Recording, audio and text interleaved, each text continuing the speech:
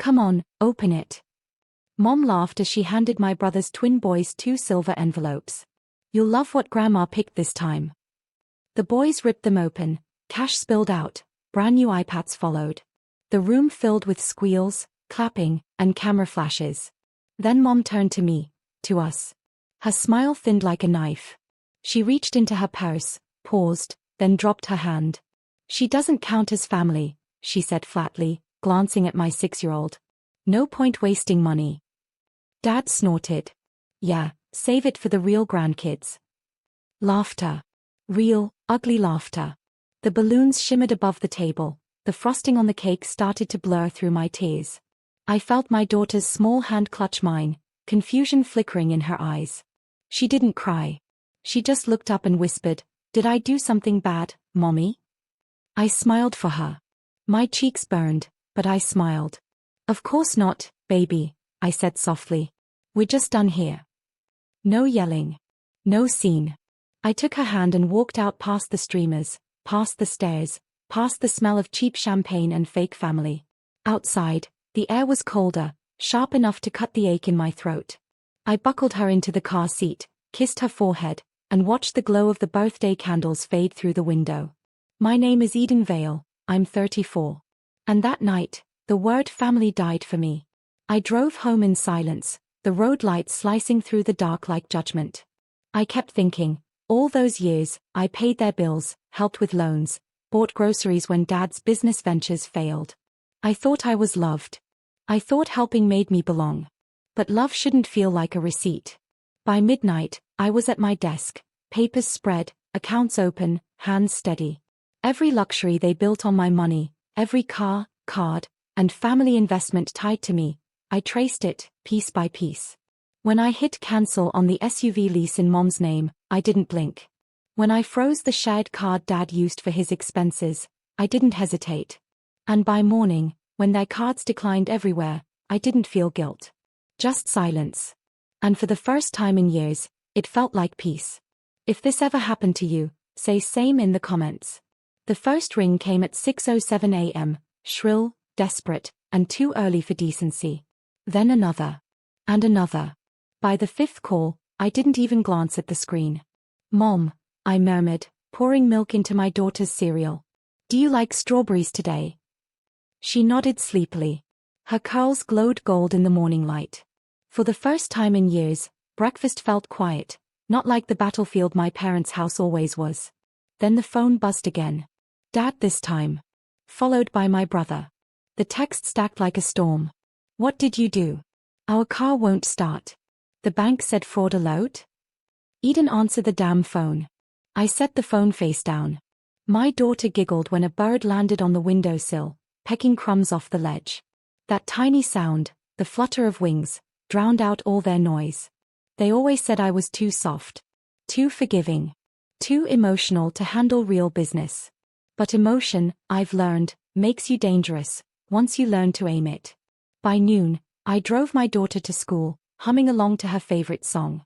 My phone kept vibrating, notifications popping up like popcorn, frozen accounts, failed transactions, rejected withdrawals. It wasn't revenge. It was correction. At 1 p.m., my brother finally left a voicemail. His voice cracked between rage and fear. "Mom's crying. Dad's furious.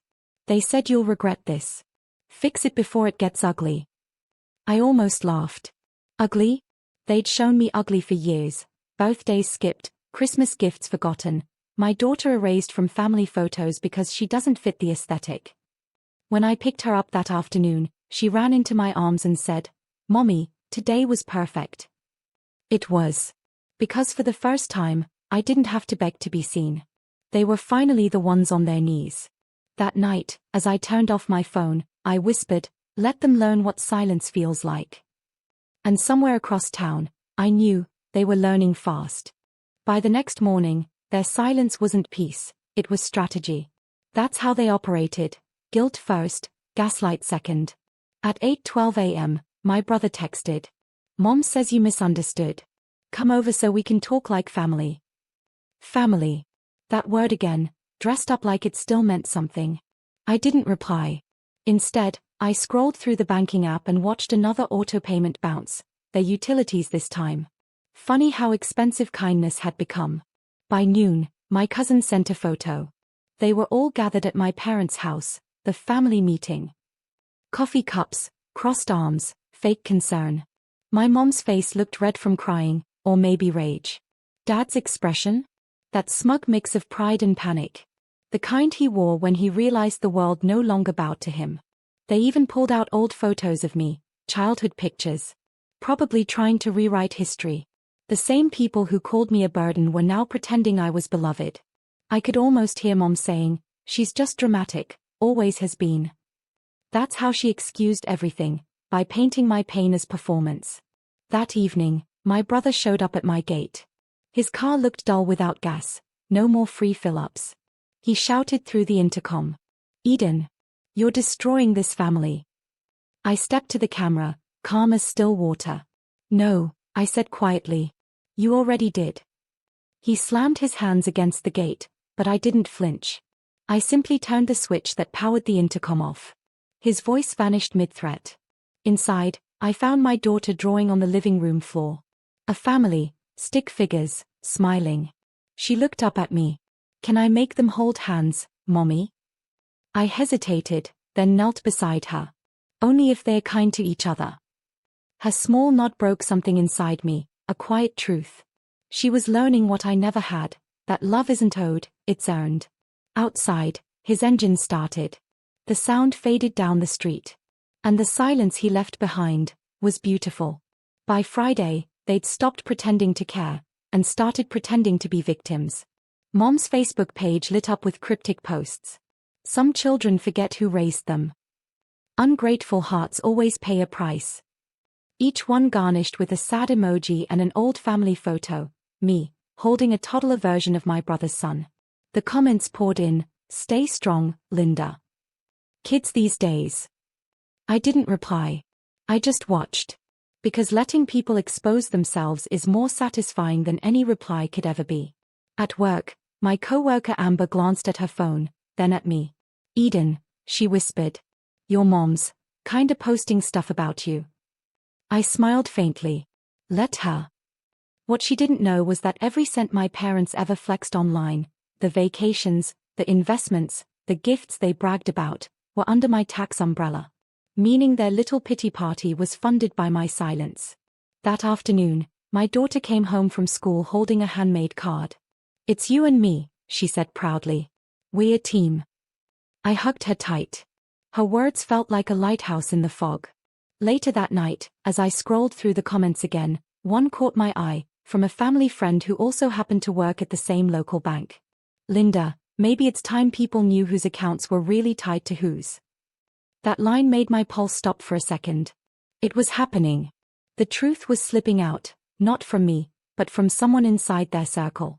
By the next morning, screenshots started circulating in our small town's community chat. Joint accounts, mismatched signatures, funds labeled family support, Eden Vale. Their narrative shattered in real time. Mom's friends went silent. Dad's poker buddies stopped showing up. And for once, I didn't have to lift a finger. They built their empire on my generosity, and now it was collapsing under the weight of their own arrogance. That night, I whispered to myself, "Revenge isn't loud. It's quiet. And it waits." By Sunday morning, their phone lines were ghosts. No new posts. No photos. No excuses. Just silence, the kind that follows impact. The town had started whispering. My parents' perfect image was unraveling thread by thread. My brother's wife, Paige, was the first to break ranks. She messaged me privately. "I didn't know they used your money for everything. I thought Dad had investments. I'm sorry." I almost typed back, "Sorry doesn't refund childhoods," but stopped. Some battles don't need reopening, especially when the world's already watching. At noon, I got an alert, "Joint Family Fund, flagged for review." The bank was officially investigating. Every hidden transfer, every falsified expense labeled under my name was being audited. The walls they'd built with my trust were now being measured, piece by piece. By evening, my brother showed up again, this time quieter, shoulders hunched. He stood outside the gate like a man realizing the throne he inherited was made of paper. Eden, please, he called out. Moms, she's not eating. Dad's losing it. Can't we fix this? I stepped outside, arms folded. Fix what, Ryan? The lie, or the lifestyle? He swallowed, eyes glassy. They just want things normal again. I nodded slowly. So do I. But my normal isn't theirs anymore. Behind him, his phone buzzed. I caught a glimpse of the screen. Bank of Westbridge, account permanently closed. His face drained of color. For a moment, pity tried to crawl back into me. The same pity that once kept me paying their bills, smoothing their chaos, protecting their pride. But pity's a luxury for the naive. I turned to leave. He whispered, "You're becoming just like them." That made me stop. I looked back, calm and cold. No, Ryan. I'm becoming what they taught me, just smarter. The gate clicked shut behind me. Inside, the lights flickered on. My daughter was waiting with her favorite storybook. "Can we read the one where the queen takes back her crown?" she asked. I smiled. "We're living it, sweetheart." They showed up 3 days later, both of them. Mom in her pearls, Dad in his blazer that smelled faintly of whiskey and ego. The front gate camera blinked red as they stood there, side by side, pretending to be dignified when all they had left was pride. "Eden," Mom's voice crackled through the intercom. "Enough is enough. Let us in." I stood inside the foyer, calm, barefoot, coffee in hand. "Why?" I asked. "You already made it clear we're not family." Her jaw tightened. "We didn't mean her." "Don't," I cut her off. "Say my daughter's name like it's dirt." Dad leaned closer to the mic. "You think you can just take everything back? Those cars, those accounts, we earned those." Earned? I almost laughed. With whose paychecks? Whose nights working overtime? Whose credit you used to fund your vacations? His silence told me everything. "Open the door," Mom snapped, her composure cracking. "You can't embarrass us like this. Everyone's talking." "That's the beauty of truth," I said softly. "It doesn't need me to speak anymore." Behind them, the street shimmered with heat, and the neighbor across the road peeked from behind her curtain. I knew the scene would spread faster than wildfire. Mom's voice trembled now. "We raised you." I met her gaze through the camera lens. "No, you used me." For a long, quiet moment, no one spoke. The only sound was the low hum of the wind, the steady tick of the garden clock. Then Dad muttered something sharp under his breath and pulled her away. As their car drove off, I didn't feel triumph, just release. The kind that comes after years of holding your breath. Later that night, I found my daughter asleep on the couch, her small hand clutching one of my old necklaces, the one my mother once called cheap. Now it shimmered like a medal of survival. I whispered to myself, "Let them taste the world without me." And for the first time in my life, I didn't need their approval, just my peace. A week later, Karma came knocking, politely, but loud enough for the neighborhood to hear. The first rumor hit the town paper: former local businessman under financial review. That was Dad. The second? A foreclosure notice on the house they'd bragged about for years. Their empire wasn't just cracking, it was caving in. Mom's friends, the same ones who used to praise her perfect family, stopped visiting. She posted one final, desperate photo, an old one of us at the beach, captioned "Family is forever." It got 2 likes. Both from strangers. I didn't gloat. I just watched it all unfold, quiet as snowfall. Then one evening, Paige showed up again, clutching a small box. "Your mom wanted me to give you this," she said. "She can't face you herself." Inside was a bracelet, tarnished silver, one I'd made as a child from cheap beads and a charm that read "Love Always." I remembered the day I gave it to her. She'd laughed and said, "Maybe when you learn to make real jewelry." Now, decades later, it came back, dull, but whole. "Why give it now?" I asked. Paige shrugged. She said she finally understands. I set the bracelet on the table. Understanding doesn't fix damage. It just makes you realize how deep it went. That night, I checked my accounts one last time, not out of revenge, but closure. Everything was transferred cleanly, everything under my name alone. No traces left for anyone to exploit again. Before bed, my daughter crawled beside me. "Mommy," she whispered, "are they still mad?" I brushed her hair gently. "Maybe. But anger fades when truth stays." She nodded sleepily. "Then we won." Her words echoed in the quiet, soft, but absolute. Because she was right.